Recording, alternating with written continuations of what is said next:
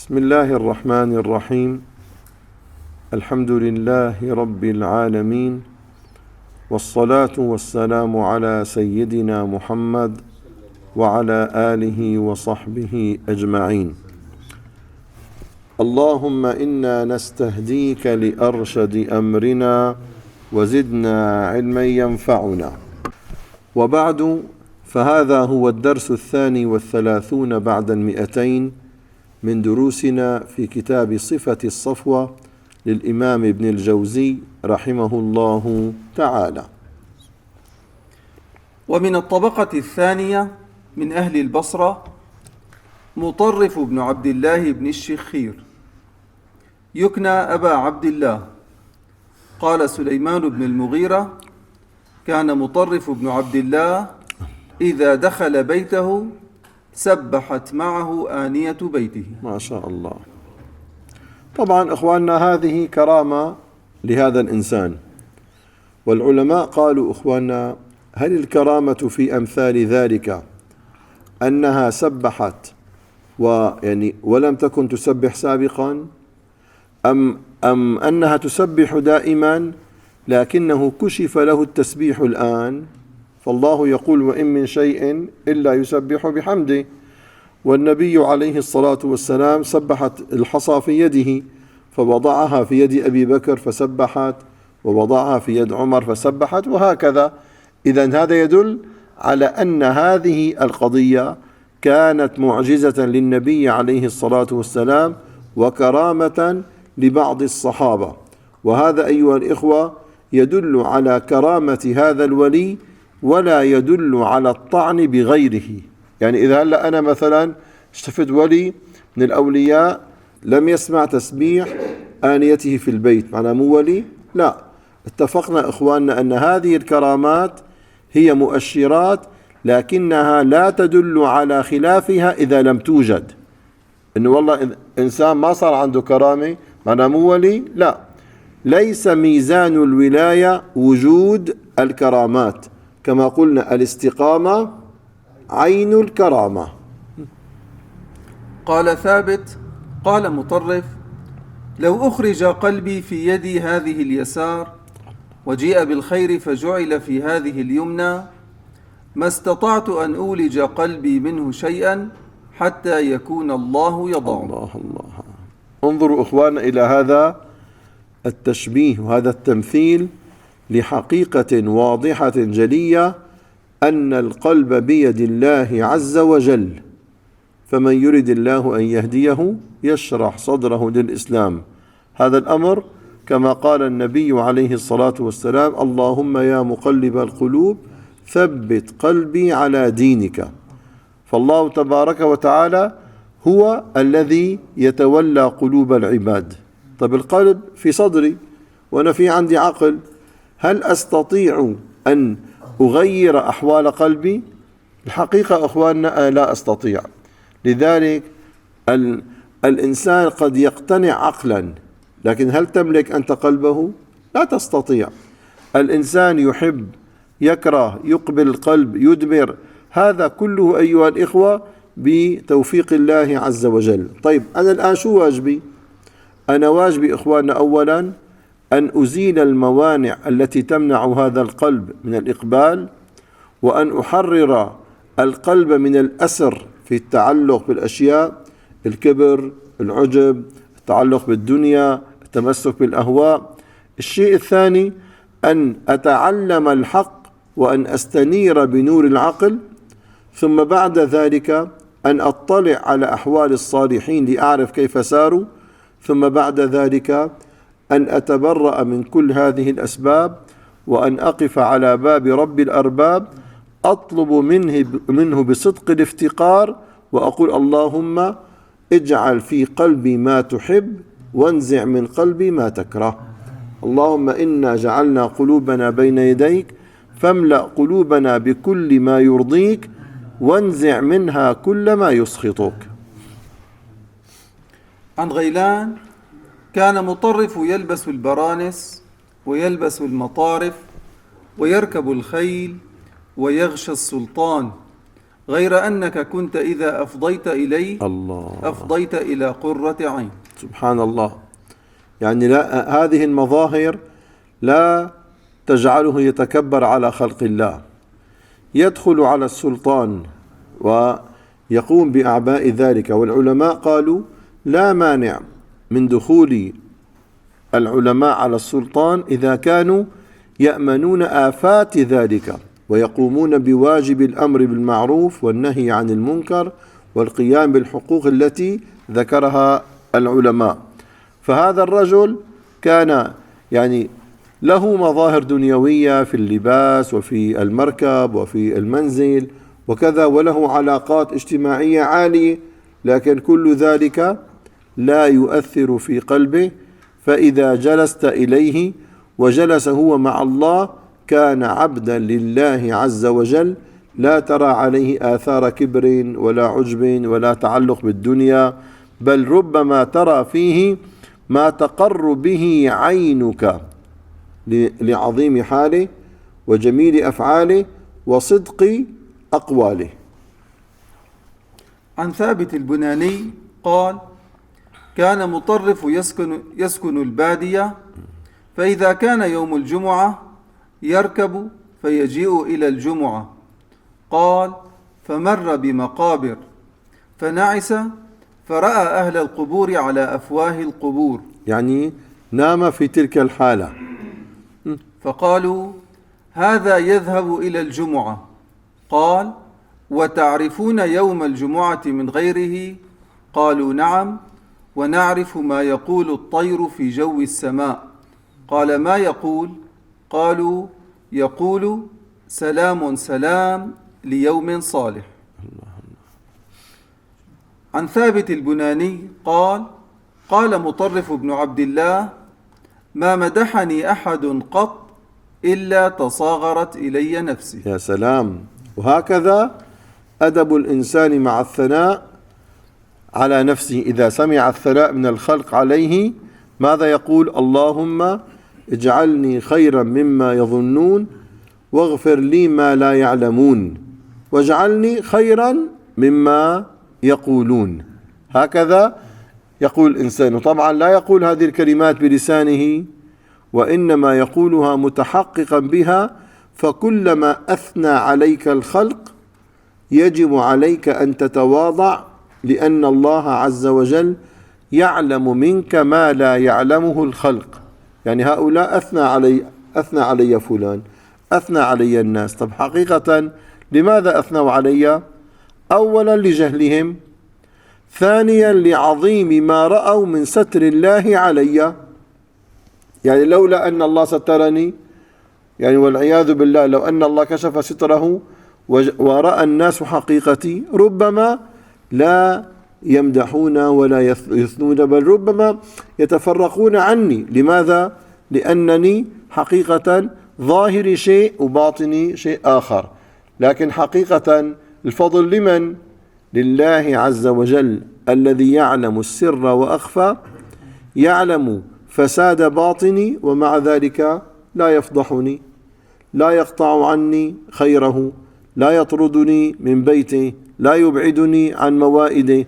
أقف على بابه أدعوه فيقبلني، يأذن لي بذكره وبالوقوف بين يديه وبقراءة كتابه وبدعائه. هذه كلها أفضال من الله تبارك وتعالى، مع أن الله يعلم مني ما لا يعلمه الخلق. وأستغفر الله وأتوب إليه.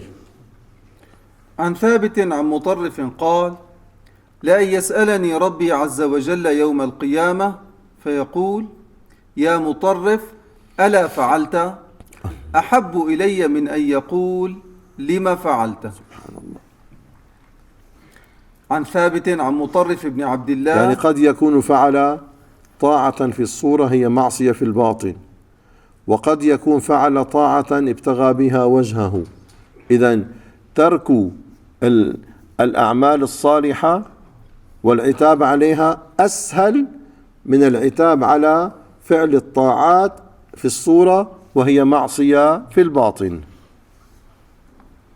عن ثابت عن مطرف بن عبد الله أنه كان يقول: يا إخوتا، اجتهدوا في العمل، فإن يكن الأمر كما نرجو من رحمة الله وعفوه كانت لنا درجات في الجنة، وإن يكن الأمر شديدا كما نخاف ونحاذر لم نقل ربنا أخرجنا نعمل صالحا غير الذي كنا نعمل. يا سلام، هذا الميزان العاقل أيها الإخوة، هذا الميزان الدقيق. يعني نحن الآن بالنسبة لله عز وجل بين رجاء وخوف. طب إذا اجتهدنا في العمل الصالح ونحن نرجو رحمة ربنا وكرم ربنا وحقق الله رجاءنا، نفعتنا أعمالنا في زيادة الدرجات بفضل الله عز وجل. لكن لو أن الله عاملنا بالشيء الذي كنا نخافه في الدنيا سوف نندم إذا لم نعمل عملا صالحا، وعندها نتمنى الرجعة عند الموت ونقول ربي ارجعوني لعلي أعمل صالحا فيما تركت. وربما أيضا نرجو الرجوع، ربنا أخرجنا منها نعمل صالحا غير الذي كنا نعمل. ربنا أخرجنا نعمل صالحا غير الذي كنا نعمل. ربنا أخرجنا نعمل صالحا غير الذي كنا نعمل. نقول قد عملنا فلم ينفعنا ذلك. عن خلف بن الوليد عن رجل من بني نهشل قال مطرف بن عبد الله وهو بعرفة: اللهم لا ترد الجميع من أجلي. سبحان الله.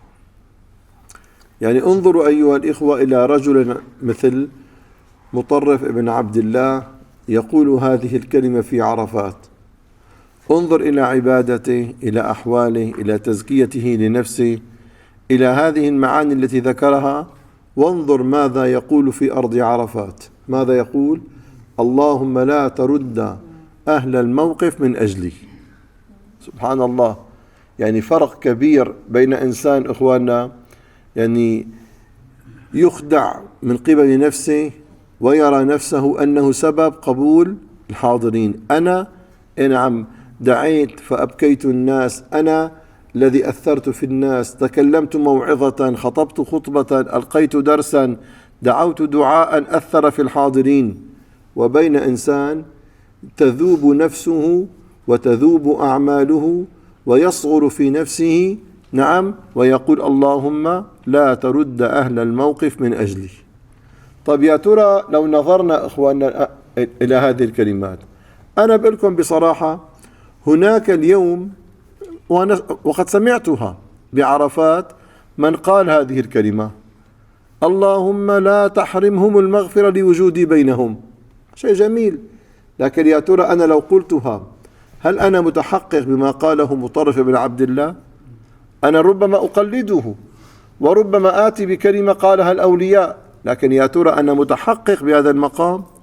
يعني هل أشعر وأنا في عرفات أنه أنا ربما أكون سبب لطرد أهل عرفات من رحمة الله؟ وين هالمقام إخواننا؟ هذه الكلمة أنا أقول إذا قلناها يجب أن نقولها صادقين. ليس المهم أن نقولها، وليس المهم إخواننا أن نتمثل بكلام الصالحين، بل أنا أحذر نفسي إذا قلت هذه الكلمة أن أقولها فقط ليقال ما شاء الله، انظر ماذا يقول. نعم، هذا كلام نخافه على أنفسنا أيها الإخوة. أنا لا أتهم أحدا، لكن أنا أطالب نفسي إذا قلت هذه الكلمة أن أكون صادقا مخلصا متحققا بها.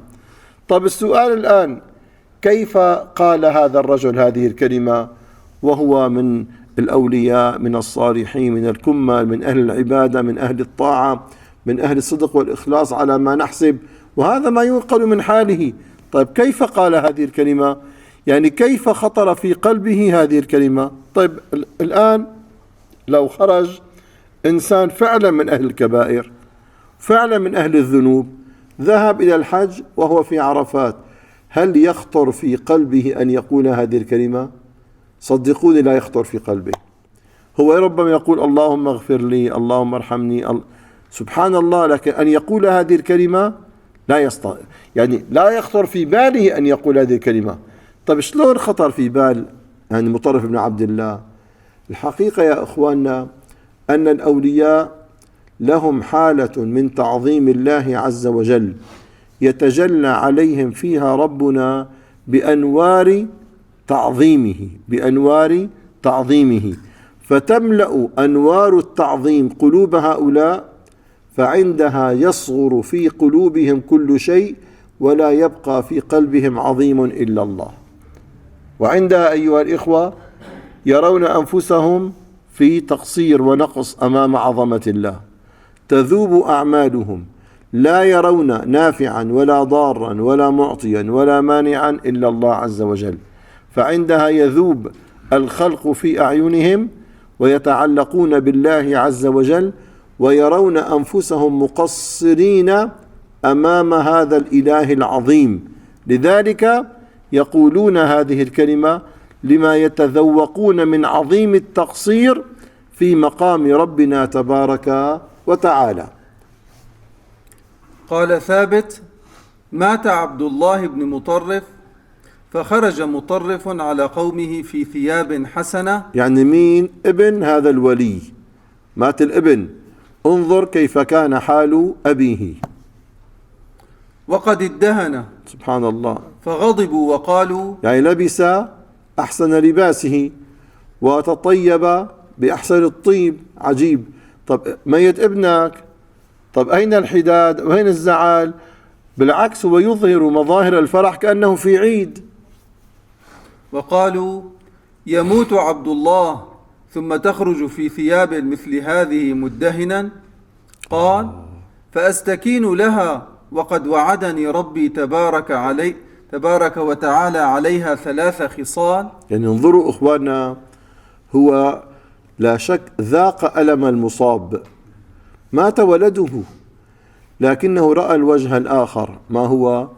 رأى النعم التي وعده الله إياها، فكما أنه تذوق مرارة فقد الولد تذوق جمال تلك النعم، فرأى في هذا البلاء أنواعا من العطاء، فجعل ذلك هذا الرجل يفرح ويحمد الله تبارك وتعالى على ما ذاق من أنواع العطاء في البلاء. كل خصلة منها أحب إلي من الدنيا كلها. قال الله عز وجل: الذين إذا أصابتهم مصيبة قالوا إنا لله وإنا إليه راجعون أولئك عليهم صلوات من ربهم ورحمة وأولئك هم المهتدون. يعني هل هناك أعظم من أن يصلي عليك ربك عز وجل؟ هل هناك أعظم من أن يرحمك الله عز وجل؟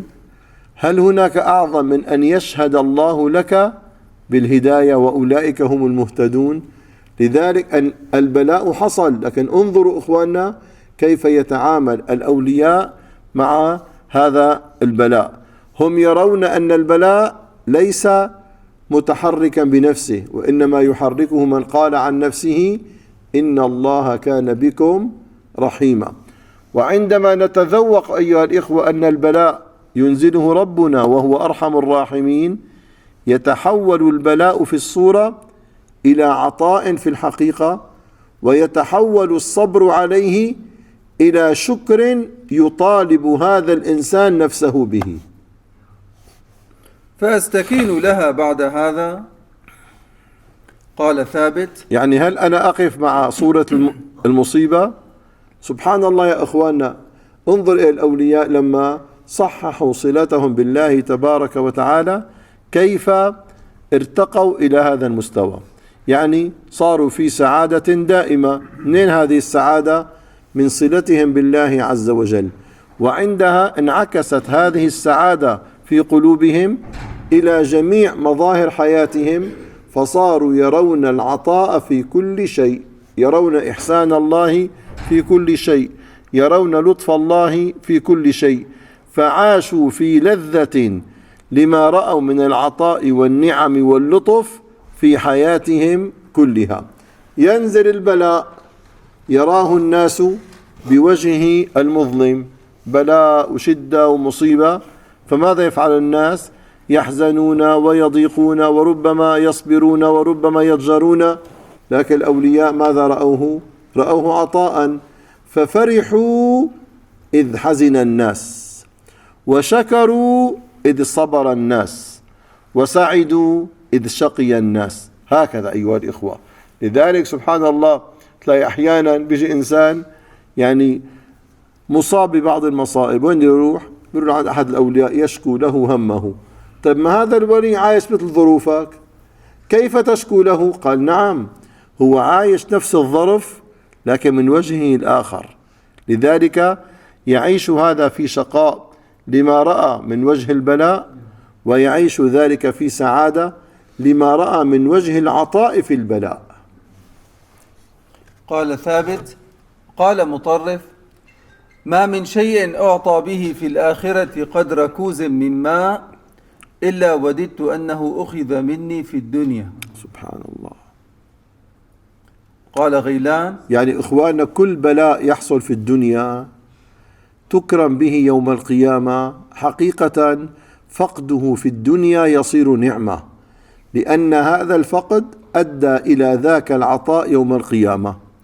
يعني إنسان أصيب بمصيبة شديدة في الدنيا، لكن هذه المصيبة كانت سببا لرفع درجاته في الجنة.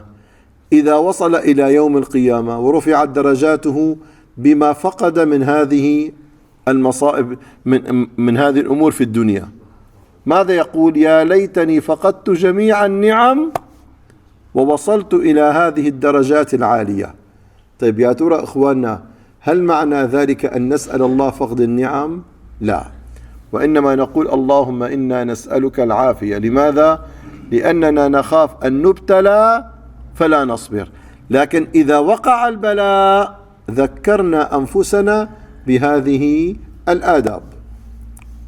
قال غيلان: سمعت مطرفا يقول: إني وجدت ابن آدم كالشيء الملقى بين يدي الله تعالى وبين الشيطان، فإن أراد الله أن ينعشه اجتره إليه، وإن أراد به غير ذلك خلى بينه وبين عدوه. نسأل الله أن لا يخلي بيننا وبين عدوه، وأسأل الله أن يحفنا بعنايته برعايته بإحسانه بتوفيقه، وأن يتولى أمرنا كله، وأن لا يكل لنا من أمرنا شيئا، أن يتولى ربنا أمرنا كله.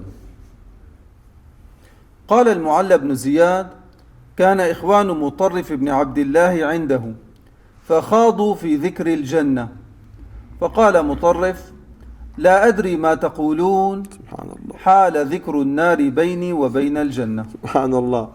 هذا أحيانا نحن نقع به إخواننا، نتكلم عن درجات الأولياء وعن أحوال الأولياء في الدنيا والآخرة كأننا من الأولياء الذين ضمنوا لأنفسهم الجنة. استغفر الله وأتوب إليه.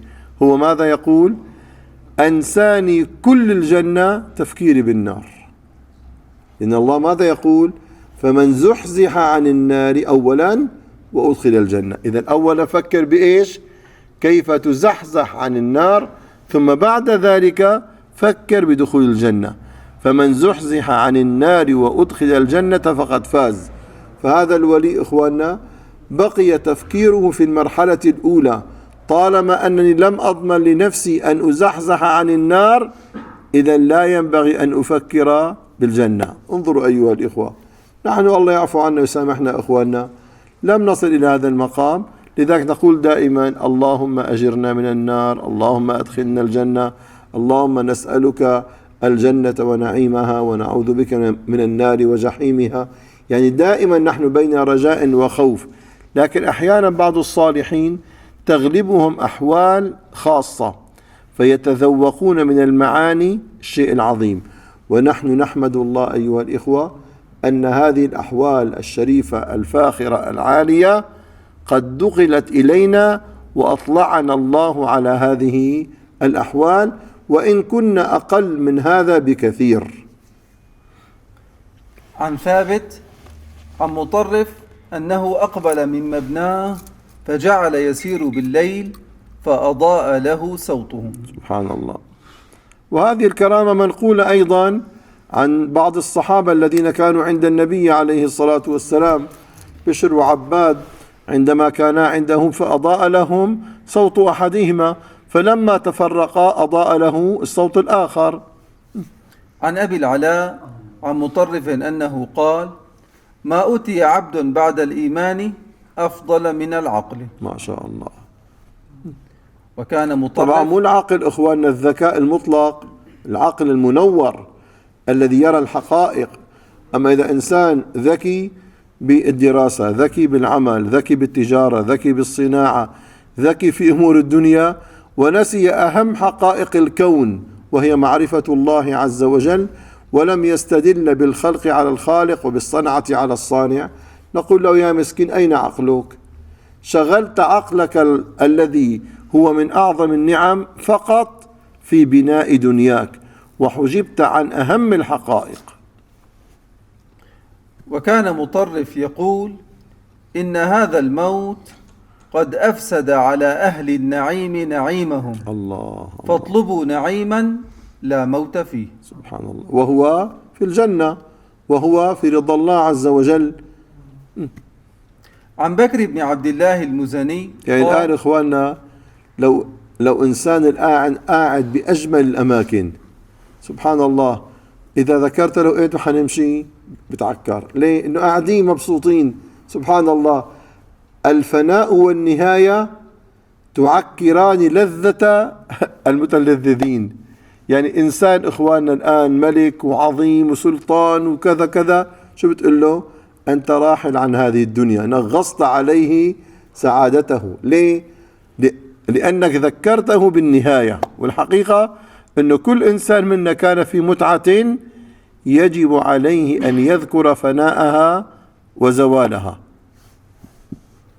عن بكر بن عبد الله المزني قال: قال مطرف بن عبد الله: لو علمت متى أجلي لخشيت علي ذهاب عقلي. سبحان الله. ولكن الله من على عباده بالغفلة عن الموت. من على عباده بالغفلة عن الموت. تصور إخواننا لو نحن حاطين الموت بين عيوننا كل لحظة، والله شيء صعب.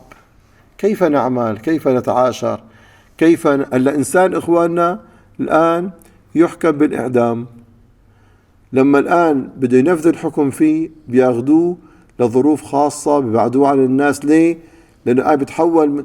عجيب. هو الآن يعني ماذا فعل هؤلاء؟ عبارة أنهم أظهروا شيئا قد يكون قدره فيه، ما بنعرف. يعني ممكن أنه يموت به القبل، ممكن يموت بعد، وممكن ما ينفذ به الحكم، ممكن يطلع عفو. لكن هذا الإنسان حسب الظاهر أصدر القاضي نعم بحكم بالإعدام، صدر تنفيذ الحكم. هذا الإنسان إخواننا كيف سيتلقى ذلك؟ هو بينهار وبيضعف. طيب تصور لو أن الإنسان اطلع على يعني قدر الله عز وجل في آجاله الذي لا يتخلف والذي لا يتأخر، وعلم أنه سيموت بعد كذا بعد كذا، وكل لحظة بقي كذا بقي كذا، يعني ما بيشتغل شيء أبدا. لكن الله سبحانه وتعالى من علينا بالغفلة. لكن هذه الغفلة أيها الإخوة بمقدار تكون نافعة. فإذا صارت غفلة كاملة أنستنا الموت وعشنا في الدنيا كأننا مخلدون، فهذه غفلة مذمومة ينبغي على الإنسان أن يتخلص منها. ولولا الغفلة ما تهنأوا بعيش ولا قامت بينهم الأسواق. عن الأعمش قال: قال لي مطرف بن عبد الله: وجدت الغفلة التي ألقاها الله عز وجل في قلوب الصديقين من خلقه رحمة رحمهم بها، ولو ألقى في قلوبهم الخوف على قدر معرفتهم به ما هنأهم العيش. لو تعلمون ما أعلم لضحكتم قليلا ولبكيتم كثيرا ولما تلذذتم بالنساء على الفرش ولخرجتم إلى الصعودات تجأرون إلى الله بالدعاء. عن أبي العلاء عن أخيه يعني مطرفا قال: إذا استوت سريرة العبد وعلانيته الله. قال الله عز وجل: هذا عبدي حقه. ما شاء الله. العبد الحق الصادق هو الذي تستوي سريرته التي يراها الله مع علانيته التي يراها الخلق، وعندها يكون عبدا لله حقا. أما إذا كان الإنسان يصلح علانيته التي يراها الخلق ويفسد سريرته التي يراها ربنا، فهذا لا يدل على صدق عبودية لله عز وجل، بل يرى تعلق هذا الإنسان بالخلق، يدل على تعلقه بالخلق، والدليل أنه أصلح محط نظر الخلق وهو العلانية. قال محمد بن واسع: كان مطرف يقول: اللهم ارض عنا، آمين. فإن لم ترضى عنا فاعف عنا. سبحان الله. يعني إن لم نكن أهلا لرضوانك يا رب فاعف عنا، يعني العفو أقل من الرضا. حرمتنا الدرجة العليا لأننا لسنا لها أهلا، فإن لم ترضى عنا فاعف عنا. طيب، وإن لم تعف عنا، إذا ربي ما عفى عنا قال: فلا تحرمنا أجر المصاب. هل هناك مصيبة أعظم من أن نحرم الرضا والعفو من الله عز وجل؟ فإن لم ترضى عنا فاعف عنا، فإن المولى قد يعفو عن عبده وهو عنه غير راض. الله الله. وهذا من فضل الله تبارك وتعالى. أنا أخوان الأكارم دائما أتعجب من أحوال الصالحين كيف يلهمون هذه الكلمات. هذه أرزاق أيها الإخوة من ربنا عز وجل، يجري الله تبارك وتعالى على عقولهم من الفهم في المعاني، وعلى قلوبهم من الذوق للمعاني، وعلى ألسنتهم من التعبير عن هذه المعاني شيء لا يكون إلا رزقا من الله عز وجل. والله لا يكون إخواننا بقراءة ولا بتعلم، وإنما هو رزق من الله عز وجل يهبه الله تبارك وتعالى لمن اختصه الله بالفضل والإحسان. عن سكين بن عبد العزيز عن أبيه عن مطرف قال: إذا دخلتم على المريض فإن استطعتم أن يدعو لكم فإنه قد حرك. ما شاء الله. يعني إيش؟ هذا الإنسان الآن متحقق بضعفه بفقره. ليه؟ المريض أين قوته؟ أين صحته؟ هو الآن تحت سلطان البلاء، لذلك نطلب منه الدعاء، لأنه غالبا يكون متحققا بافتقاره بضعفه بين يدي الله عز وجل. أما الإنسان القوي غالبا يغفل عن ضعفه لصورة قوته، أما هو في الحقيقة ليس بقوي، لكن عنده صورة القوة. قال سفيان: قال مطرف: إن أقبح ما طلب به الدنيا عمل الآخرة. الله الله. أن تطلب الدنيا بعمل الآخرة. اشتريت شيء أقل من التراب بشيء أعظم من الذهب. لو هلأ إنسان اشترى ذرة تراب بقناطير الذهب، ماذا نقول له؟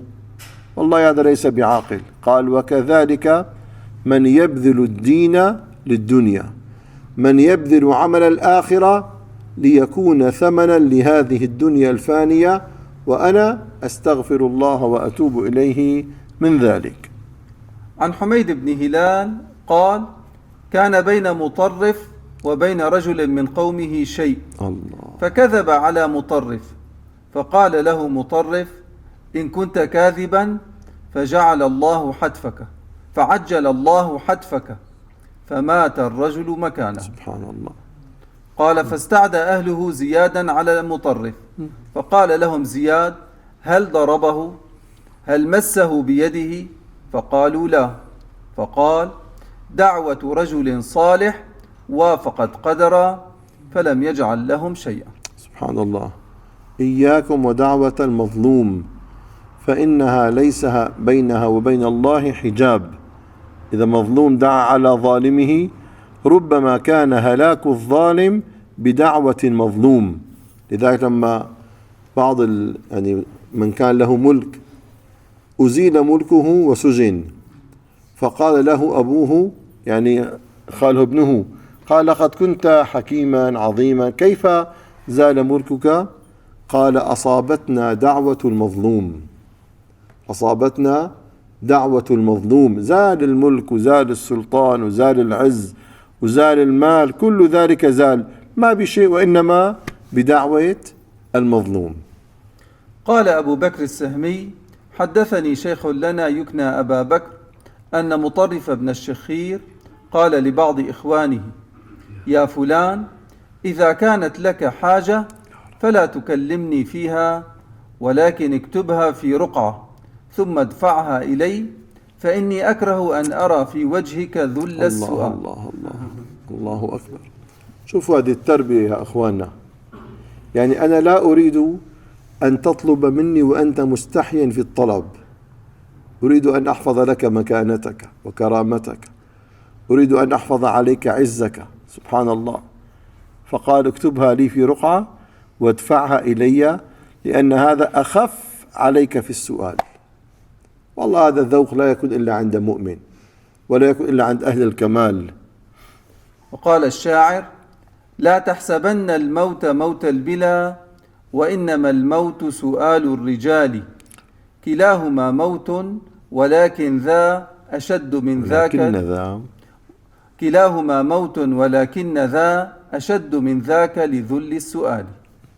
وقال أيضا: ما اعتاض باذل وجهه بسؤاله عوضا، وإن نال الغنى بسؤالي، وإذا السؤال مع النوال وزنته، رجح السؤال وخف كل نوال. سبحان الله. يعني أنت بالسؤال مهما طلبت فما ذقته من ذل السؤال لا يعظمه النوال مهما عظم.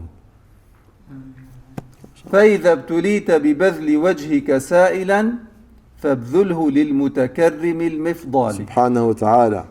إذا أردت أن تذل نفسك بالسؤال فسل الله تبارك وتعالى، لأن الله إذا أظهرت ذلك بين يديه جعل في ذلك عزك في الدنيا وفي الآخرة.